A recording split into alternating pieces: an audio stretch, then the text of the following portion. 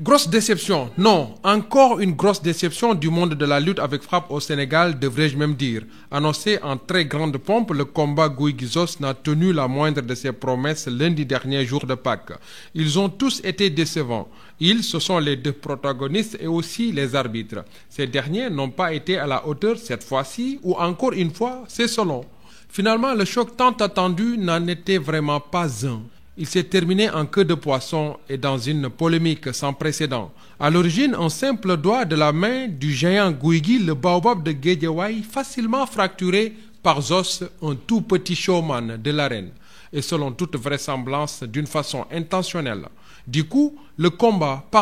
comédie n'aura même pas duré une petite minute. L'arbitre a déclaré tout bonnement Zoss vainqueur par décision médicale. C'est trop facile tout cela. Les deux lutteurs ont tous fauté. Tous. Gouye Gui n'aurait jamais laissé son adversaire saisir ses trois doigts, à plus forte raison en tenir un seul jusqu'à le casser. Quelle naïveté! Son bourreau lui aussi devait savoir que ce geste est formellement interdit par le règlement. Mais apparemment, il l'ignore royalement et cela est inadmissible chez un lutteur qui se dit intellectuel et qui crie sous tous les toits son professionnalisme. Être professionnel, mon cher, c'est d'abord et avant tout maîtriser les règles qui régissent son sport de prédilection, malheureusement. Et quand c'est les arbitres qui le foulent du pied, c'est vraiment le comble, parce qu'ils sont censés maîtriser le règlement plus que quiconque et veiller à sa stricte application sous peine de sévères sanctions par moment. Malheur aux pauvres amateurs de lutte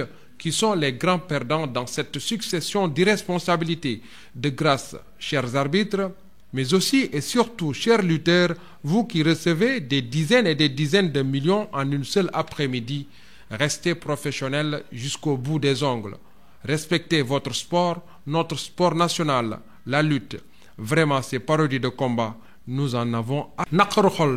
xol bu rëy sax laa war a wax gannaaw combat bi nga xam ni amoon na altine bële ñu génn ci bisu Pâques bi combat bi nga xam ni ñëpp dañ ko doon coow jàppal Gouye Gui bàyyil Zoss waaye ca cëppaandaw ga nag ñii dañu rusloo askan wi ñaari mbër yi lañ doon xaar ci ñoom defuñu ko naka ci noonu tamit arbitre yi bii paa lajj nañu wala lajjati nañu combat bi nag lañ ci doon xaar yépp amul coow nag la mujjee lu ko indi nag moom moo di baaraamu kàngam bi di Gouye Gui moom moo damm te kaka damm di Zoss di ku ndaw lool boo koy méngalee ka ma doon jàmmaat lool di Gouye Gui mu mel na sax moom mi Zoss ba muy def lii xamoon na bu baax la muy def mujj gi nag combat bi wala sax bu leen neexee théâtre bi demul sax ba lu mat benn simili arbitre bi jox Zoss ndam li gannaaw ba ko waa kër docteur digle lii nag dafa yomb ñaari bërikat yi ñoom ñépp nag am na lu leen mën a jiiñ Gouye Gui warul woon mën a bàyyi Zoss téye ñetti baaraamam ba mujj ci benn baaraam bi mujj kàddam Zoss tamit waroon na xam ni lii règlement bi da koy tere te it lii nekk na li nga xam ni